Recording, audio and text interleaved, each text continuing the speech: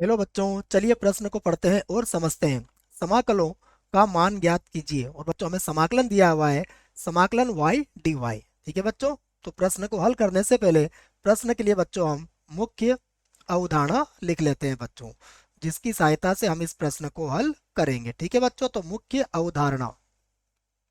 मुख्य अवधारणा में बच्चों हम समाकलन ज्ञात करने के लिए एक सूत्र को लिखेंगे बच्चों। देखो, हमें पता है बच्चों, समाकलन x की घात n dx, x की घात n का जो समाकलन होता है बच्चों, यह होता है x की घात n प्लस एक, और बटे में होगा बच्चों n प्लस एक।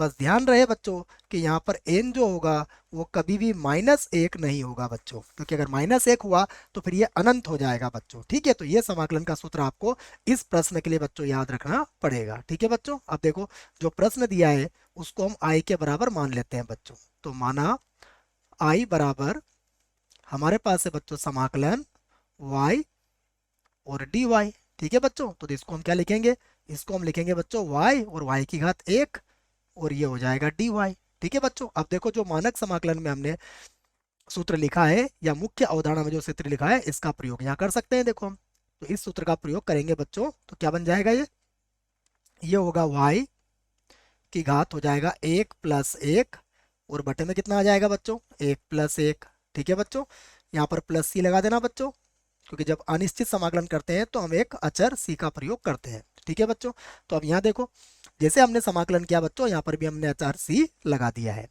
तो अब हमारा उत्तर कितना आया बच्चों, हमारा उत्तर आएगा y की घात दो बटा दो, और प्लस हो जाएगा बच्चों c। तो यही बच्चों हमारे इस प्रश्न का उत्तर है। ठीक है बच्चों, आशा करता हूँ आपको इस प्रश्न का उत्तर समझ में आया होगा। धन्यवाद।